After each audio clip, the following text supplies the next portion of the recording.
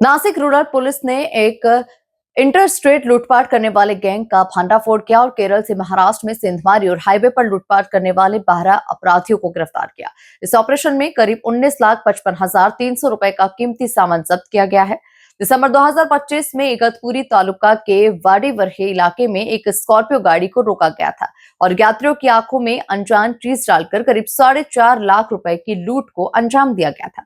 घटना की गंभीरता को समझते हुए नासिक रूरल के पुलिस अधीक्षक बाला साहेब पाटिल के मार्गदर्शन में स्थानीय क्राइम ब्रांच ने तकनीकी जांच शुरू की।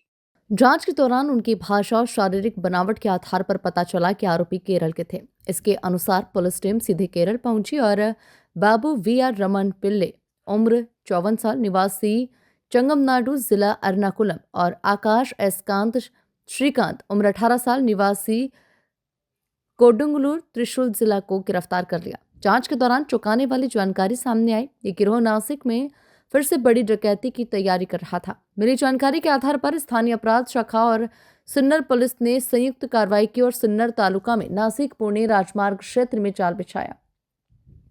राजमार्ग पर वाहनों को लूटने के इरादे से 4 पहिया वाहनों में छिपे 10 और आरोपियों को गिरफ्तार कर लिया गया। 5 अन्य साथी फरार हैं और उनकी तलाश जारी है। पुलिस ने आरोपियों के पास से लोहे की तलवारें, कुल्हाड़ी, धारदार चाकू, मिर्च पाउडर और टोयोटा इटियोस, मारुति स्विफ्ट और होंडा सिटी सहित 4 महंगी कारें जब्त की, जिनकी कुल कीमत 19 लाख से अधिक है। शुरुआती जांच में इस गैंग ने महाराष्ट्र, राजस्थान, मध्य प्रदेश और उत्तर प्रदेश में क्राइम करने की बात कबूल की। जांच चल रही है और एक स्पेशल टीम फरार आरोपियों का पता लगाने के लिए काम कर रही है। नासिक से नॉर्थ महाराष्ट्र ब्यूरो चीफ भगवान पगारे की रिपोर्ट। ताब्यात घेतलं। त्याचं नाव आहे बाबू रमन पिल्ले, चंगमनाडू, एर्नाकुलम, केरळ, आणि आकाश एस श्रीकांत, कोडगल्लोर, त्रिशूल, केरळ, हे 2 लोकांना ताब्यात घेतल्यानंतर त्यांच्याकडून असं समजलं की सध्या त्याच टोळीतले 10 सदस्य हे सिन्नरच्या भागामध्ये एक गाडी लुटण्यासाठी आलेली आहे आणि ती गाडी लुटण्यासाठी त्यांनी सापळा रचलेला आहे। अशी माहिती मिळाल्यानंतर सिन्नरचे प्रभारी अधिकारी श्री हेमंत वामरे, त्यांची पूर्ण टीम, इथले स्थानिक क्राइम ब्रांचची टीम यांनी एकत्रितपणे या ठिकाणी जे 10 लोक होते त्या लोकांना पाठलाग करून ताब्यात घेतलं। म्हणजे इथले 10 लोक आणि केरळमधून आलेले 2 लोक, असे 12 लोकांना ताब्यात घेण्यामध्ये यश मिळालेलं आहे।